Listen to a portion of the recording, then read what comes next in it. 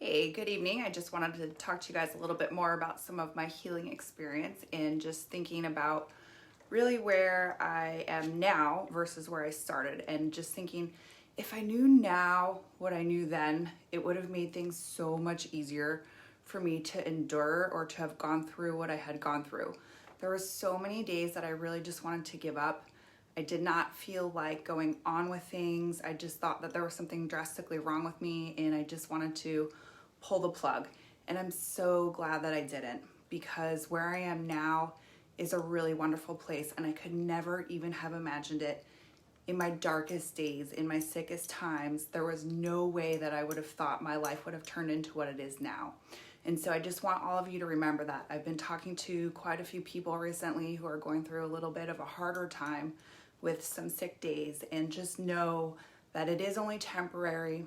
I'm a really good example of the things of what you can overcome. So I was thinking back on all the different symptoms that I experienced when I was so sick, and I just wanted to share them with you to help encourage you to realize that I did go through a ton and I've gotten better, and so can you. So here, extreme fatigue, that was probably one of the most prominent, the earliest symptoms that I began to experience too. And then I slowly started to turn into a little bit more of like a zombie, where I had a horrible memory. I would stutter often when I'd try to talk. I had numbness in my face. I was diagnosed with narcolepsy. I was told I was too stressed. I was very depressed. I had a lot of anxiety, OCD, anger, distrust. These are all negative feelings that I was harboring, and I think it's partially because my brain, from what I understand from Lyme disease, actually becomes inflamed. And so it was affecting my spectrum of emotions. I had hives. My thyroid was slightly off. Night sweats, insomnia, cracking neck, Bell's palsy. I couldn't put a screw through a hole. My coordination was so off. I started to lose the hearing in my left ear. I had heart fluttering episodes. I couldn't read or watch TV because I couldn't remember what I was doing or what they were talking about. It was numbness, tingling in my entire body. I was very dizzy towards the end of my search for what was wrong with me. Like, I couldn't walk long distances at all.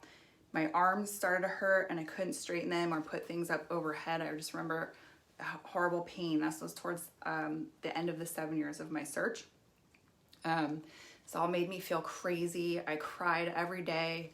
I felt like my face was melting off. I can remember asking someone on my way into a meeting if I looked okay, because I really thought my face was melting off. And she was like, "No, you look fine." I was like, "Okay, great. Here we go. Showtime." And I think it's just partially the way that God made me, the way that I'm wired, that I was able to function and get through this. But in conjunction with this, then I drank a ton.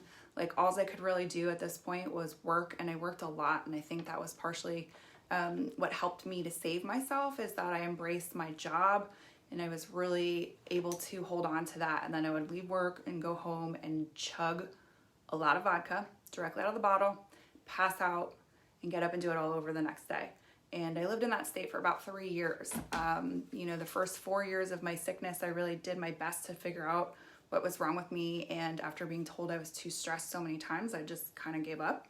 And then I existed in that space for 3 years. And that's where my symptoms started to get worse and decline. And I'm sure drinking like that and doing, living that lifestyle, not taking care of myself, not eating well, not doing a lot of things, did not help any of those symptoms. But once I got a diagnosis and I was able to understand what was going on with my body, I felt a lot better. But then I could actually put a plan in place. And so again, for those of you who are going through some type of an illness or some sort of sickness, just know that all these symptoms that turned me basically into a zombie, where it's like the lights were on but nobody was home, and I was just like a shell of a human, you can get better. You can overcome this. You can regain your health. No matter what is wrong with you, believe in yourself enough to know that it is possible. And don't ever give up in the middle of things. As you're going through things, know what the other side can look like and hold on to that hope. That's the best service that you can do to yourself. And I just remember, again, when I was so sick, I desperately wanted out of that feeling, and I didn't want to be in that space any longer. And I really thought long and hard, many days, about not being there anymore. And I'm just so grateful, because if I had, I wouldn't be here to do the things that I do just as an individual in my own life. I wouldn't be here to be with my family and my friends. This does make me want to cry, because I just know that there are a lot of people in this space, and it's okay. Just, again, don't give up. Believe in yourself. Like, no matter what anybody else tells you, you can get better. And just, like, don't dwell in that negative space.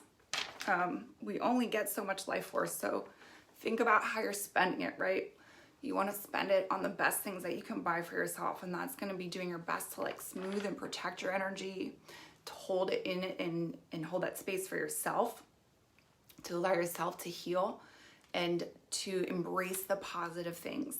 The more you can charge your body up, the more you can feel those things pulsing through you, the more you're going to be able to help rejuvenate yourself and bring yourself back to life and to heal yourself. So again, get rid of the negative feelings. Of course, we're going to feel those things. That's totally normal. And I don't have positive days every day, I assure you.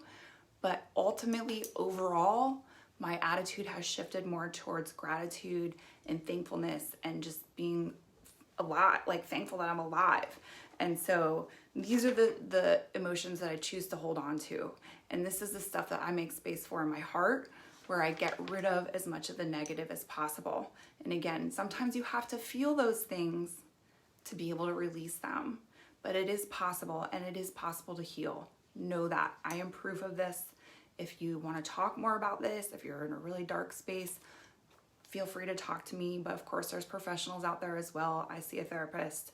There's nothing wrong with that, just to help us process the things that we feel so that we can get ourselves back into more of a healthful state. Have a great night, everyone. Take care.